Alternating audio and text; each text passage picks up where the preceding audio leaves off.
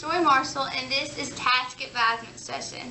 We're going to introduce to you some character traits that affect every aspect of your life.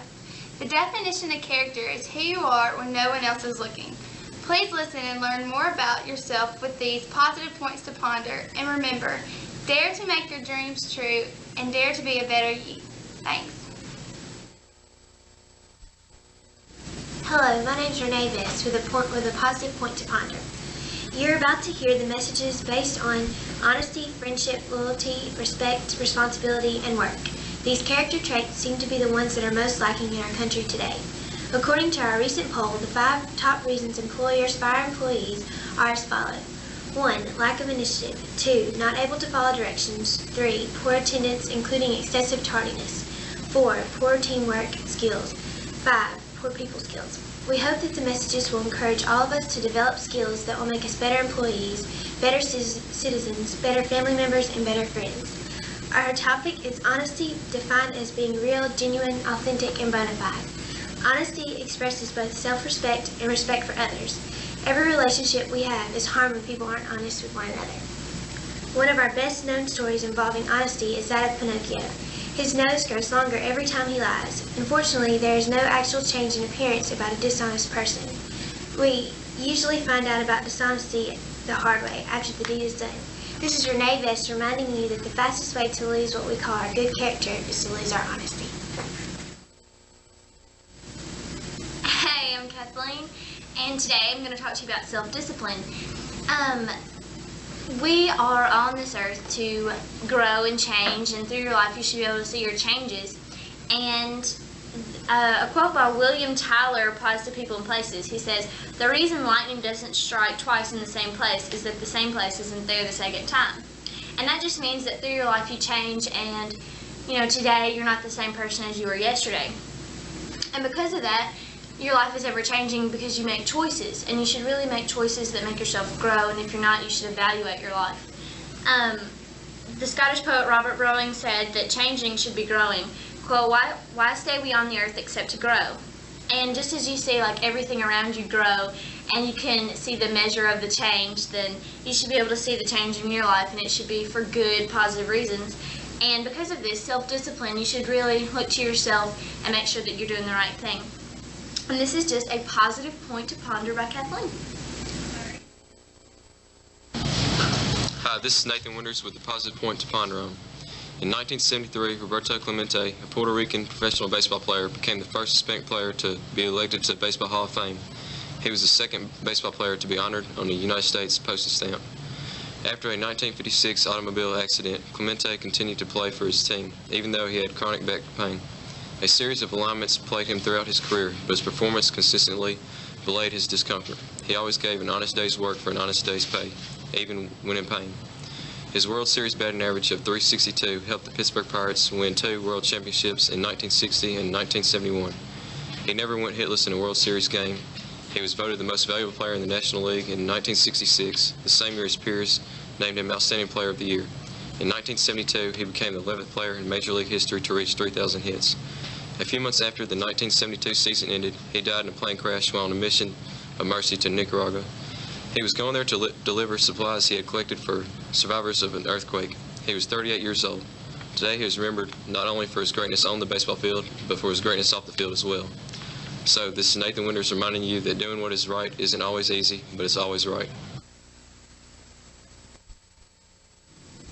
Hey guys, this is Julie, and I'm just going to read you a thing on respect. Did you know that George Washington, at age 15, collected and copied a notebook, 110 Rules of Conduct, that he titles Rules of Behavior in Company and Conversation? Some of the rules are: speak not when others speak, sit not when others stand, speak not when you should hold your peace, walk not when others stop, speak not injurious words, neither in jest nor earnest. Scoff at none, although they give occasion. Is it any wonder that he became our first president? He knew what he should do, and he did it. Here are some rules that can help you obtain excellence as well. Show respect for all people, even when you do not like them. Listen to others when they are talking to you. Do not interrupt. Treat others like you want to be treated, with fairness and politeness. Be courteous to others. Be good, make good manners a daily habit. Do not brag. Be proud of your accomplishments, but do not boast. Watch your language. Do not curse, use vulgar speech, make threats, use put-downs, or call people names. Solve your problems without hurting people, either physically or emotionally. Treat the property of others with care. Mistreating people's property is the same as mistreating people. With a positive point to ponder, this is Julie. Remember that if you feel you are not getting the respect you think you deserve, you're probably not showing the respect to others.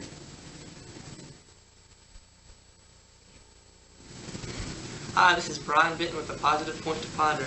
Have you ever heard someone say, "I wish I hadn't dropped out of school"? If you have, use their life as an example. Stop and look at the jobs they are not qualified for because they didn't complete their education. Then think about the jobs you want. Will you be able to work at these jobs without an education?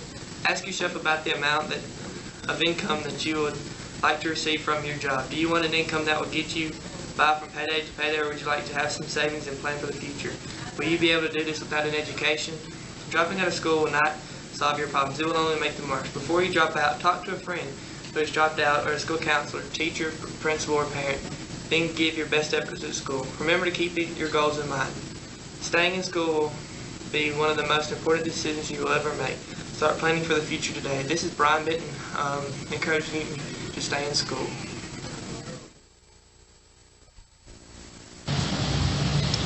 Hi, I'm Rachel Shoemake with a positive point to ponder. Angie Sullivan, an employee of Covington County Hospital, relates her views on honesty. Billy Joel sang a song a few years back that said, "Honesty, such a lonely word. Everyone is so untrue." Many people don't take honesty serious. Have you ever heard the phrase, "little white lie"?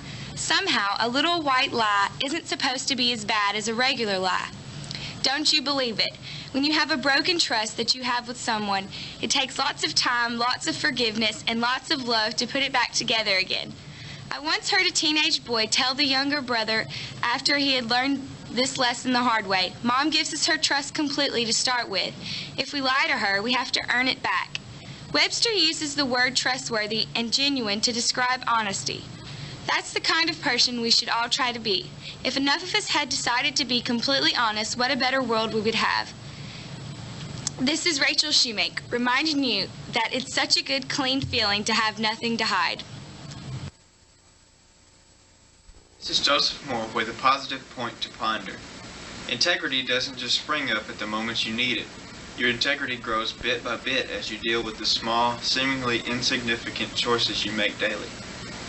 Doing the right thing is great advice, but unless you start being faithful to the right thing, no matter how small the right thing is, you'll never be able to do the right thing in matters of great significance. Miss Osceola McCarty of Hattiesburg, Mississippi, knows about doing the right thing. When she was 87 years old in 1995, she donated $150,000 to the University of Mississippi so that it could help somebody's child go to college. This gift astounded even those who knew her well. She tells of quietly putting away most of the money she made by doing people's laundry for 75 years. Because of her generosity, many others have donated to the scholarship fund in her honor. She has been interviewed and given awards all over America. 7 students have received scholarships from the fund. Timothy Lockhart, a graduate of Collins High School, received the 1998 award. Miss McCarty takes all of this attention with her usual quiet grace. "I can't do everything," she said, "but I can do something to somebody, to help somebody. And what I can do, I will do. I wish I could do more." With a positive point to ponder, this is Joseph Moore reminding you to make a habit of doing the right thing every day, and your integrity will take care of itself. Are you recording? Yeah. Hey, this is Janae Elger with a positive point to ponder. The president of his country telephones sometimes. Sammy says hello to the leader of the Dominican Republic and they chat. Then he hangs up and maybe he sees someone else coming. He says hello to them as if they were the leader of the Dominican Republic. And the hello from this baseball hero is always sincere, and it always comes with a smile. Sammy Sosa has a lot to smile about. In the home run race of the summer of '98 between Sammy and Mark McGwire, the whole world seemed to be pulling for both of them to exceed the home run record of Roger Maris. McGwire broke the record first, and Sosa seemed to be the happiest person there as he saluted McGwire with his famous pat on his heart and then the two fingers to his lips. He says the pat to his heart is a salute for his fans, and the two-finger blown kisses are for his mother and family back home.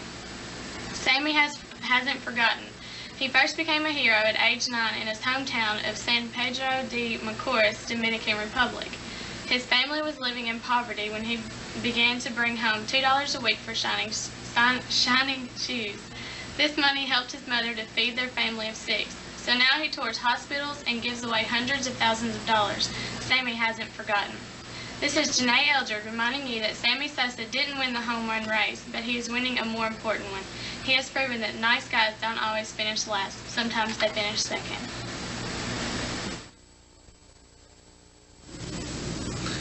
We have learned about the importance of sticking together. When you go out in the world, watch out for traffic, hold hands, and stick together. This story reminds us that working together makes all of us stronger. Our father had a family whose sons were always quarreling among themselves. He tried in every way to teach them to get along, but still they quarreled.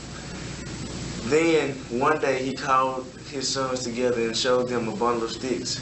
He asked each of them in turn to break the bundle. Each son tried with all his strength, but no one could even bend it. Then the father united the bundle of sticks and separated the sticks. To each of his sons he gave a stick. "Now try," he said, and each son broke his stick easily. Then the father said, "My sons, if you remain united, you will be as strong as this bundle of sticks. But if you are divided among yourselves, you will be broken as easily as you have broken the sticks. Now that in union there is strength." With the positive point to ponder, this is Greg leaving you with this definition of teamwork. Come together is beginning. Keeping together is progress. Working together is success. Hi, this is Derek Lewis with a positive point to ponder. During this coming school year, we will have a message for you every day at this time. This message will be based on 10 topics: honesty, friendship, loyalty, compassion, respect, responsibility, self-discipline, perseverance, and work. These character traits seem to be the ones that are most lacking in our country today. According to a recent poll, the 5 top reasons employers fire employees are as follows: lack of initiative, not able to follow directions, poor attendance including excessive tardiness, poor teamwork skills, poor people skills. We hope that the messages this year will encourage all of us to develop skills that will make us better employees, better citizens, better family members, and better friends. Our first topic is honesty, defined as being real, genuine, authentic, and bona fide. Honesty expresses both self-respect and respect for others.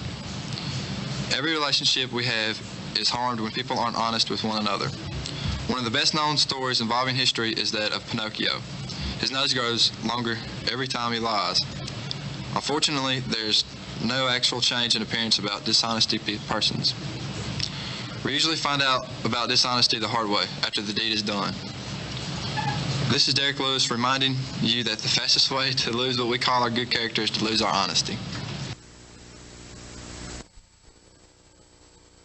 And I'm gonna bring you some positive points to ponder. Someone has wisely said that motivation is when your dreams put on work clothes. Listen to this story about how a father taught his sons a valuable lesson even after his death. An old farmer lay on his deathbed. "I would die happy," he thought, "if I could make sure that my sons would take the same good care of the farm as I have done." He called his 2 sons to his bedside and said, "My sons, I have not long to live. Listen carefully to what I have to say." The 2 young men bent down to catch their father's feeble words. "This is great treasure hidden in the vineyard," he whispered to them, and so saying the old farmer died. The 2 sons began to hunt for the treasure. With their spades and plows they turned the soil of the land, but they found neither gold nor precious stones. However, the vines were strengthened by their careful plowing and began to yield the richest crop of grapes they had ever seen. The oldest son turned to his brother and said, "Now I know the treasure of which our dear father spoke. It's our vineyard, which is much more precious now than ever." "Yes," the younger son said, "how wise our father was. He wanted us to learn that hard work can often yield great riches." With a positive point to ponder, this is Billy Nichols. Remember, there is no treasure without toil.